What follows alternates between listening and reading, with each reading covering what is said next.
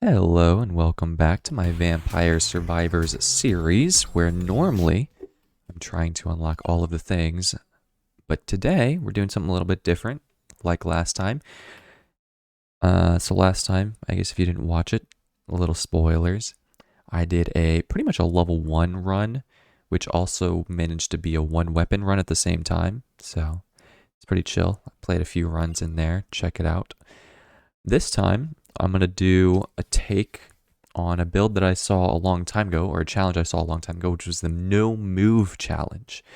Now, the no move challenge, historically, obviously, you aren't moving, right? Historically, you would do it with Poe, because he starts with garlic, and garlic is pretty much the only weapon that you can do the challenge with, because otherwise you just die immediately. But I'm going to do something a little bit different. I'm going to go with Pepino, because Pepino wasn't around back when I saw that challenge. And the Soul Eater is a little bit better than Garlic. And also, I mean, honestly, Pepino's kind of made for this challenge, right? He has negative 90% move speed. So I'm going with Pepino. I don't know how this is going to turn out, but I'm going to do it on the classic library because that's the map that you used to do the challenge on, excuse me. Without further ado, let's get right on into it. Now, I don't really know what I want to do for my build at all.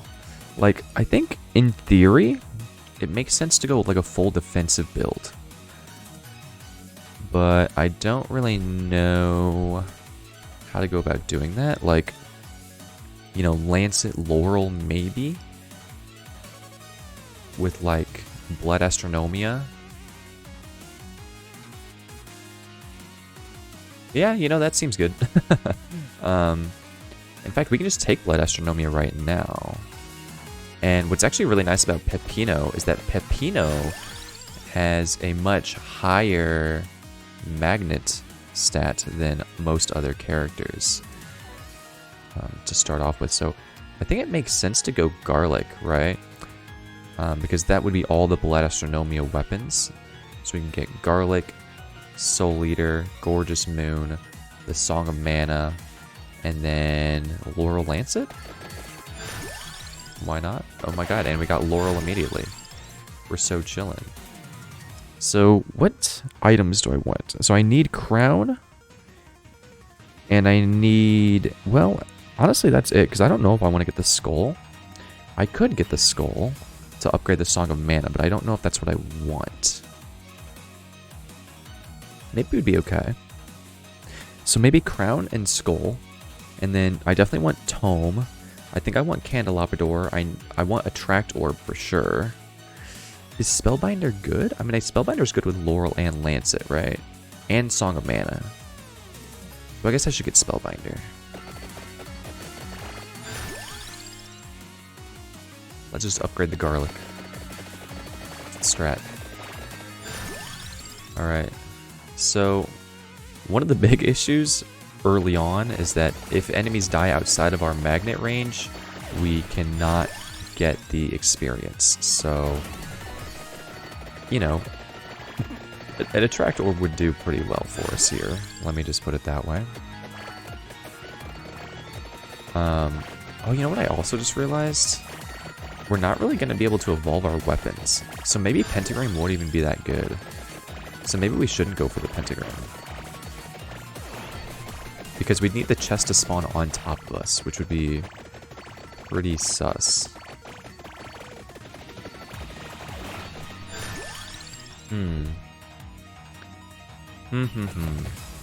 By the way, let me see if I have a way of turning off... Okay. I wanted to turn off the thing that made the mouse move us, because I don't want to accidentally move. Because that would, ruin the entire point of the challenge, right? If I accidentally moved. But, oh my god, look at how tiny the Song of Mana is. What the heck? Okay, so I think that I might not want the Crown, actually. Because... yeah. Then what do I want? Laurel, Lancet, Garlic, Soul Eater, Song of Mana. I guess if I can get a weapon that can push enemies back, that would be okay. I mean, I don't know. I guess Holy Wand is never really bad.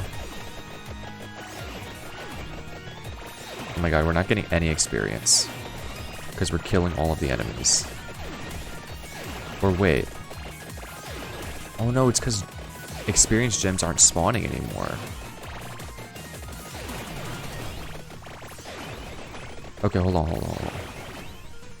Okay, experience gems aren't spawning anymore. Because there's too many on the screen. Okay.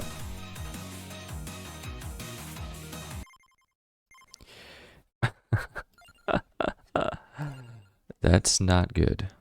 That's not good at all. We definitely need the experience gems to spawn. Okay. So let's get rid of all these things that we don't want, right? Which, what am I even taking? Home, Candelabrador, Spellbinder, Magnet. I guess I don't want Skull because I'm not going to be able to evolve Song of Mana.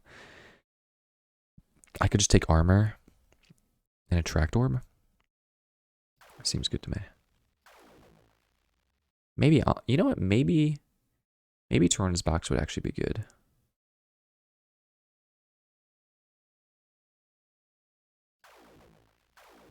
One, two, three, 4, 5, 6. Crown would actually, I think I do actually want the crown. Just because I'm going to get less XP, probably. Okay, so I either need to get Pentagram early and just like commit to the fact that Pentagram will exist. Or I need to get Attract Orb early. I think that I might actually want the Pentagram now that I think about it. Because even though it erases the XP, that's fine, because the XP that we don't pick up immediately, we can't even get, right? Okay, and it's actually better that the Pentagram erases the XP, that way more can continue to spawn. Okay, so that's what I need. Pentagram. Perfect. Okay, so now Pentagram will erase the XP that we can't pick up slowly over time. Which is what we need, right? We need the Pentagram to erase the XP, that way more can spawn for us. Okay. I'll leave Pentagram on a low level for now. Because, okay, well... Oh my god, and it didn't erase the XP. Okay, well that's not good. I mean, there's not, like, technically, like I said earlier, it is possible to evolve our weapons. It's just extremely unlikely. Oh, I should have taken Spellbinder. It's okay.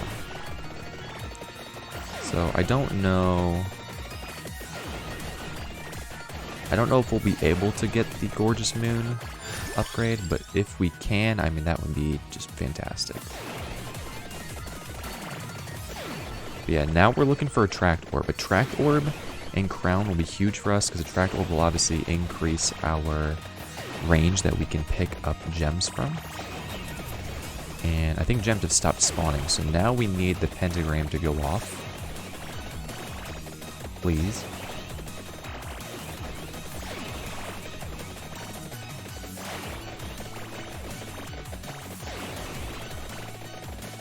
Any day now. You know, the cooldown's pretty long at level 1. I guess it's level 2, actually, so...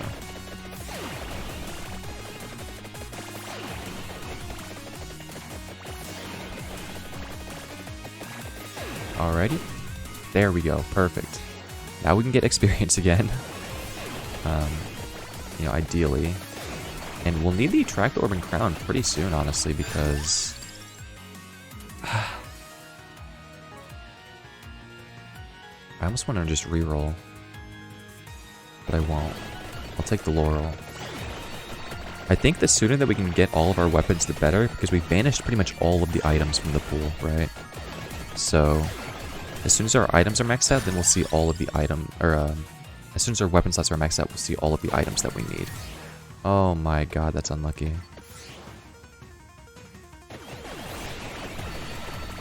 Okay, well, if the enemies get tankier, that's good, because then they'll get closer to us so we can actually get the experience, but... oh my god, we're too lucky, man.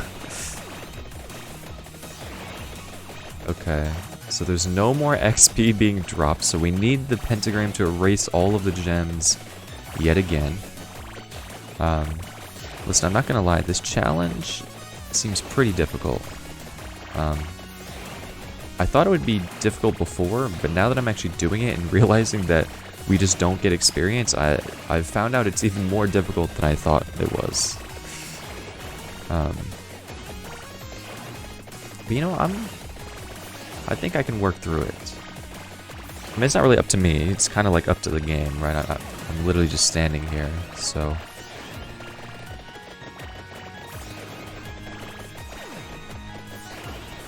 Alright, we've got our first chest enemy. Okay, he's getting knocked back. He touched us. And there's our first chest. All the way down there. Got erased by pentagram. Okay, it's okay though, because these enemies actually get kind of close, so we can get some XP here. I don't really want another pentagram. Duration and area. Oh, Lancet. I think Lancet's okay. You know, maybe Lancet this early is actually bad. Because Lancet this early would freeze enemies so that they wouldn't get close to us. Like, I think I want to max out my build before taking the Lancet.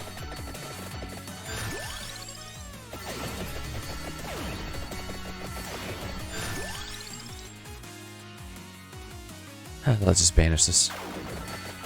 But you know what I just realized as well? We're not really going to be able to have the chance to get other Arcanas either, because the other Arcanas are going to spawn far away.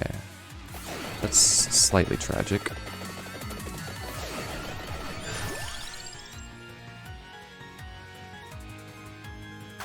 Okay, just get rid of everything I don't need.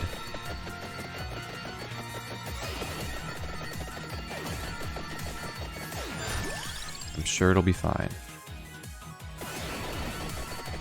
So what am I looking for? I'm looking for a Tract Orb and Crown, right? I haven't seen either of them. Why not? I've seen like everything else in the game. Bruh. I'll let the Mirage Robe stay, just in case. We can get like the Freeze Arcana somehow. Okay, I think we've reached the gem limit. So we need Pentagram to pop again. And erase everything. That's unlucky. Maybe I should just be spam rerolling to get the Attract Orb. Because the Attract Orb is like, if we could just get outside of the Soul Eater range, we would be getting so much more experience. Because our Tract Orb is just barely less, or our Magnet is just barely less than the range of the Soul Eater. So we just can't get the XP. It's pretty sad. Maybe I shouldn't have taken Candelabrador for that reason. But I mean, I'm just surprised. Like, why? Why are we not able to find the Attract Orb? We've seen like every weapon. We haven't gotten Crown or Attract Orb though. It's alright.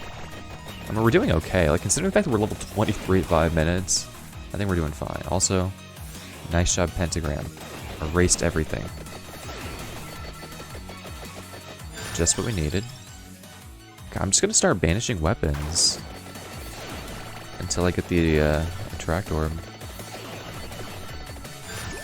Amazing. There we go. Okay. And look at that. And we'll level up again. Yes, please. Okay. Okay, this is we're in a much better position now. Much better position.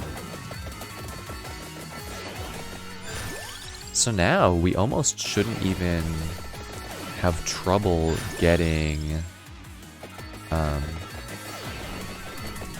any XP anymore.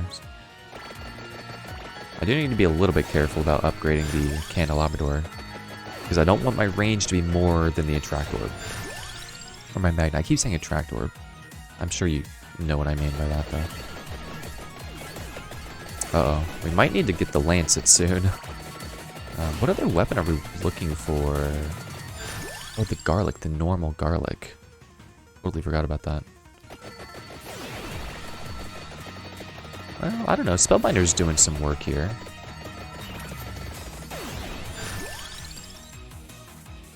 I guess I'll upgrade the pentagram. Since we don't care about whether or not it erases... Or we don't need it to erase things anymore, so it's better to upgrade the pentagram. That way it actually, like, goes off and doesn't erase things, maybe? I don't know. I don't know what I'm doing. It's fine, though.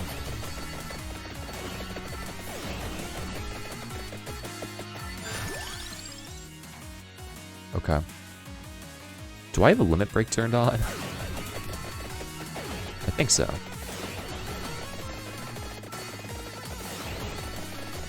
I hope so. Otherwise, this crown might not be that good. Huge.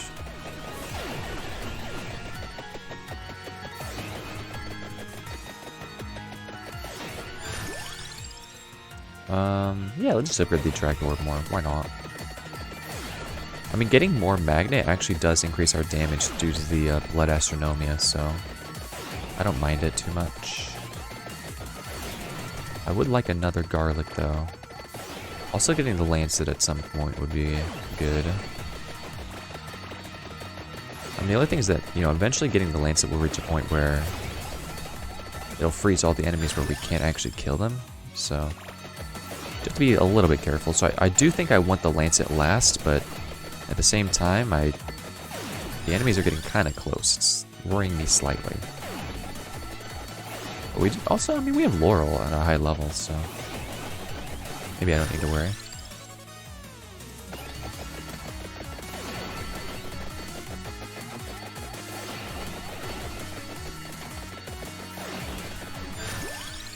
I've never paid so much attention to what the enemies look like.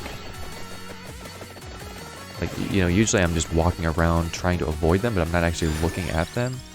This is the first time that I've really, like, looked at the enemies. Like, I never knew these enemies were just people holding their own skulls. It's kind of weird. It's kind of spooky. Whoa. Look at how big our blood astronomia area is. Jeez, okay. Do I want Tarona's box? I think so, right? What was the other thing that I was thinking about taking? Oh, maybe armor? Alright, let's take Tarona's box. Seems good.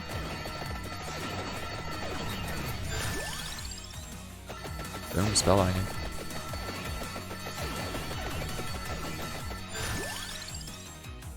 If we ever somehow can get a chest, we'll be chilling.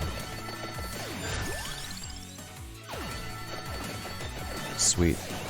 Okay, our magnet is almost the entire screen now, which is kind of crazy. I've never seen that before. Alright. So now my biggest concern is the late game, which is why we want the Lancet.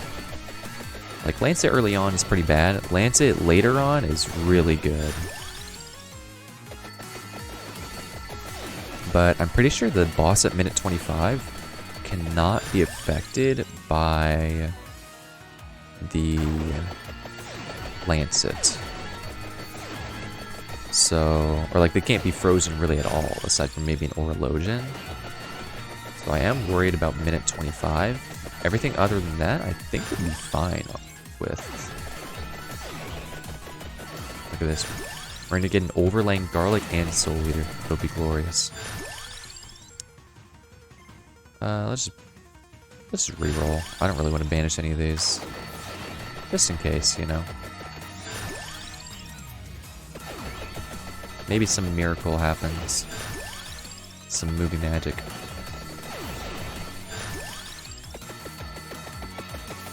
I mean, the sad part is that eventually these chests are going to get blown up by pentagram no matter what. Even if we had a high luck stat, there's always a small chance, I'm pretty sure, that they will explode. Now, what would be tragic is if we leveled up Torona's box to level 8, and then somehow randomly got a chest and then it leveled it up to level 9 instead of evolving one of our weapons. I don't know if that's possible, but it'd be very depressing. Alright. Are we... Okay, we're almost maxed out. So you know what? It might actually be fine just to take the Lancet now. Not worry about Torona's box, but I'll go ahead and just level up the box. And I mean, we're almost max build, which is going to make this really easy because I'm literally just going to be standing here watching the game on autopilot. Okay, it's a good thing I still have banishes left. I did kind of forget to keep track of the fact that I would need to banish the Torona's box eventually. Let's just skip. I'll save my rerolls just in case. I don't know. I mean, I don't really need XP. I'm at 10 minutes in and I'm about to be full build. There's another chest. Dang, I just realized the Soul Eater area is actually a lot larger than the Garlic area. I've never known that before, because I don't... Well, I probably had both weapons when I played Pepino originally, but I guess I didn't realize it. Or maybe I did, and I noted it already. And I just totally forgot. But look at this. Our damage from this, like all of our things, I guess mainly the Blood Astronomia, is larger than the area that we hit with the Lancet. So enemies are sometimes dying before they even get frozen by the Lancet. That's crazy.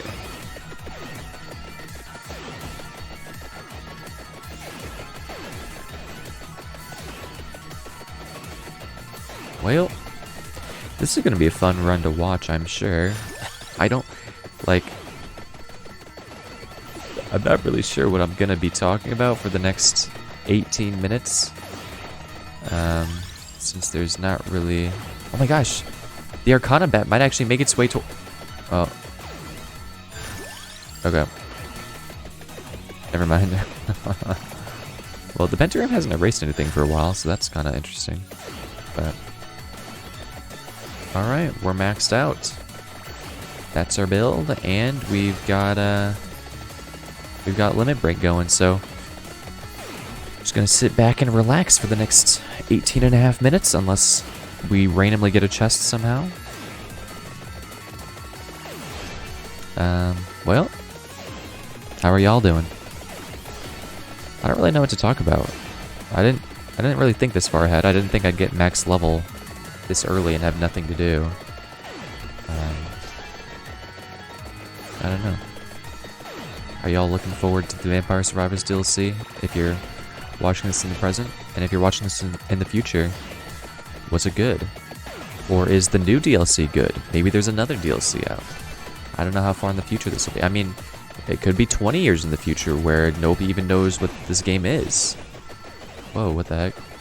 I think we just limit break the pentagram so it proc twice. We have 4 chests. This is so painful. There are 4 chests on screen and an Arcana chest. Terrible.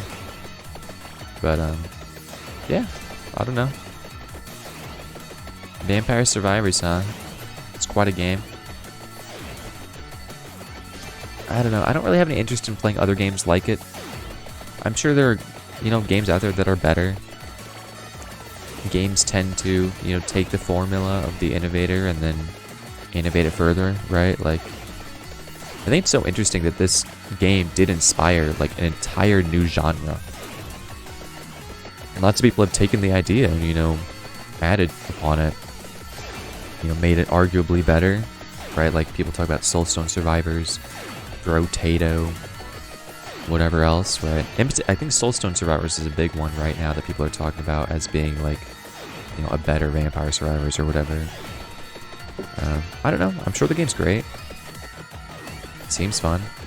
I just don't know if I have any interest in playing it, personally. but you know what game I do have an interest in playing is Dragon's Dogma 2.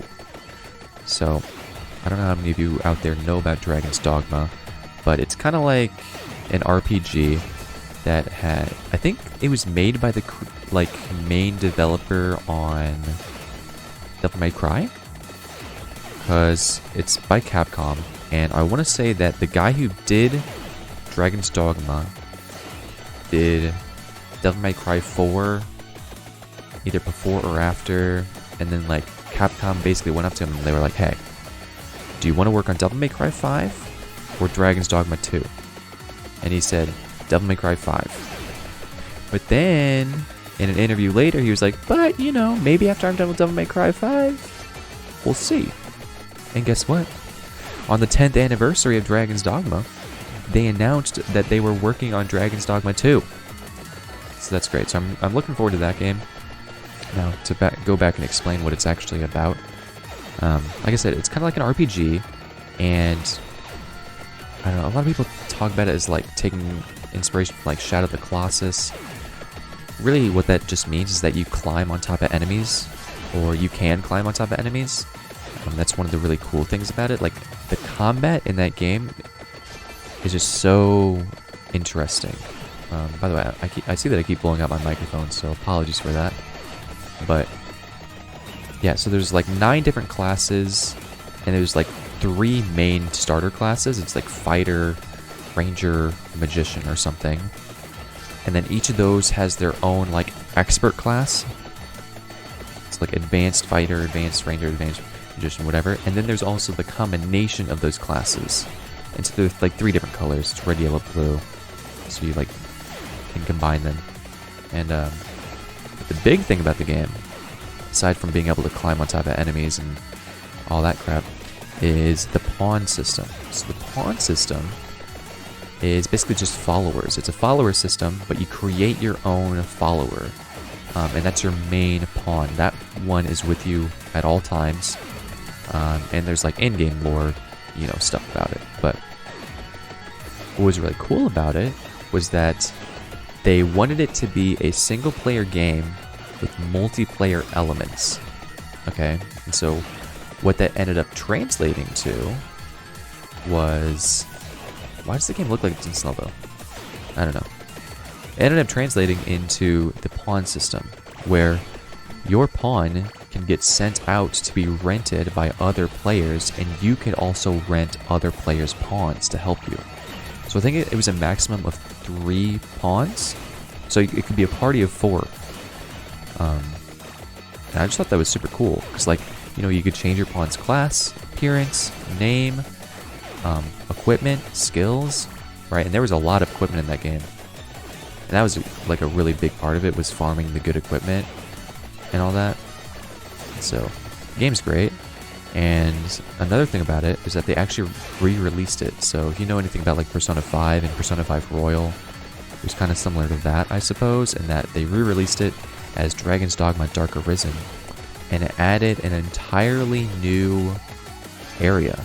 It was basically like an island that you could go to really at any point in the game, but you were meant to go there later on in the game when you got a little bit stronger. But, yeah, and that added a bunch of new equipment, a bunch of new enemies, you know, all that stuff. And, I don't know, the game's great. I recommend you check it out if you're a fan of kind of like, I don't want to say Dark Souls games, but, you know, games with that kind of a combat, I suppose.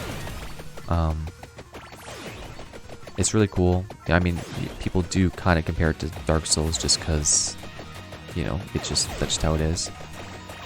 But, yeah, Dragon's Dogma 2. I'm hyped about that. And, I managed to pass 5 minutes, I suppose. So now I've got to move on to my next talking point. How about that Kingdom Hearts, huh? I think I've talked about Metal Gear Solid before, and how I really love the franchise, even though I've only played a few of the games. Kingdom Hearts is in, like, the polar opposite direction for me in Metal Gear Solid, where, like, I really like the Metal Gear Solid series, and I think the crazy storylines and characters are super interesting, as opposed to Kingdom Hearts, where I don't care too much about the series, but the crazy storyline and characters are also kind of interesting. I played Kingdom Hearts 1 a while back, you know, a little bit before Kingdom Hearts 3 released probably, because I got the collection, Kingdom Hearts, the story so far, because, you know, I obviously heard about Kingdom Hearts 3, and so I was looking forward to it. I was like, you know what? This will be my chance to jump into the Kingdom Hearts franchise. And so I played the first one, and I hated it because I don't know if I was just bad or if I just needed to like grind more to get stronger or what, but I got stuck on the Ursula boss fight for like an hour and a half, and I literally couldn't do anything to her.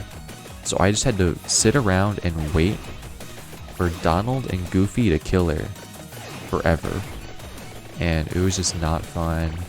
The combat didn't feel great to me, the story and the characters felt not great, but it is a series that I think is really interesting, and I do want to give it another shot at some point, play the rest of the games on that collection. I mean, I played 1 game out of 9 in that entire collection, so, you know. I did try to play Chain of Memories a little bit. I think that's the second game, but I just couldn't handle the gameplay.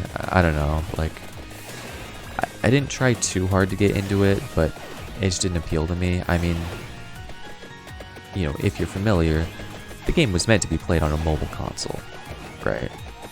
And I just don't feel like it translated well, especially coming from Kingdom Hearts 1. It's like such a jump in what the game is actually like. But I do plan on watching, if I ever do want to get back in the Kingdom Hearts franchise, I do plan on watching all the cutscenes for that game. So like Kingdom Hearts Chain of Memories, the movie, there's probably a YouTube video on it. And then I think after that is Kingdom Hearts 2, right? And then there's like 6 other games after Kingdom Hearts 2 before Kingdom Hearts 3. I don't know. There might be another one before Kingdom Hearts 2, actually, now that I think about it. I know there's like Dream Drop Distance or something, and there's like 365 over 2 days, and then there's like another 365 over 2 days, you know, Kingdom Hearts 2, and like a couple of them are literally, of the games, quote unquote, are literally just like cutscene compilations. I don't really get it. I don't understand that franchise, to be honest with you. And now they've talked about how like Kingdom Hearts 3 is the end of like the Age of Darkness or something. So they're making like a Kingdom Hearts 4, right? But Sora is still in Kingdom Hearts 4? So I don't know if he's still going to be the main character or not, but I don't know, man. That game makes no sense. I don't want to get too into the lore because I don't want to spoil people, but there's like 7 different versions of like 5 different characters, and I mean, honestly, it's a lot like Snake from Metal Gear Solid, if you know much about that series. But I guess just to compare the two, you know, Metal Gear Solid is a game that, like, it doesn't take itself too seriously, but it is still serious. Whereas I think Kingdom Hearts kind of takes itself seriously, but it's also, like, not serious, right? Because it's, like, cartoony and, like, cheesy. Whereas, like, the Metal Gear, I guess Metal Gear series, not just Metal Gear Solid series, is, like, it has serious settings, serious characters, serious themes, but it knows how to, like, make light of it and, like, be just over the top, right? And I think that's the main difference for me between the two. And probably, like, fans of Metal Gear Solid will tell you the same thing, right? Is that, yeah, they love the over-the-topness, the, like, just sheer wackiness that the series provides, while also being able to appreciate the fact that there are, like, serious topics that they talk about, right? Like, they talk about, I mean, they talk about war, which honestly I think is an overdone topic. But, you know, it actually reminds me of something. Oh, that's right. Okay, so I've said before that I started watching the Gundam series, right? From the very beginning. So I'm watching Mobile Suit Gundam, which aired in like 1979 or something crazy. And I'm on episode, I want to say I've seen the first 12 episodes so far. And right now, the entire theme of that series is war is bad. Which is like fair enough, you know. War is not good. Because people be dying and all that stuff. And like also, you know, I recognize it was made in 1979, which is like Cold War era, right? And also a long time ago. But nowadays it just feels like, man, we're still talking about war is bad. Like, really? I don't care anymore. Like, I get it, man. So, you know, that is something about the Metal Gear series and like about that whole theme. Just a little talking point, but it does talk about other things as well. And you know, it's just a wacky series. I don't know what else to say. It's cool though. I like it. It's cool. Now that being said, I don't think enemies are dropping gems anymore. Because I think if you can see along the like very, very outer edges, we have a bunch of gems stockpiled. And because our pentagram is at a point where it no longer erases items, it can't erase... Oh, okay, this is the part that I was worried about. I think we might die here. Unless that this enemy just like dies right now. I think we're gonna die because we can't actually freeze this. Well, I tried.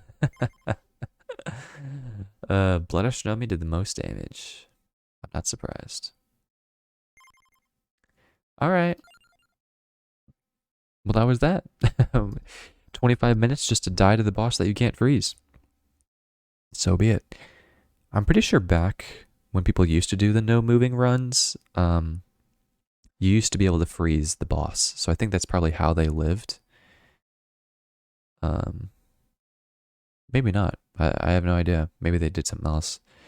I don't really care. That was fun. It was kind of nice. Just sit back and talk. Sometimes I have trouble finding things to talk about because I'm just like, I don't know. I just don't want to repeat the same subjects and talk about things that nobody else might care about, but whatever.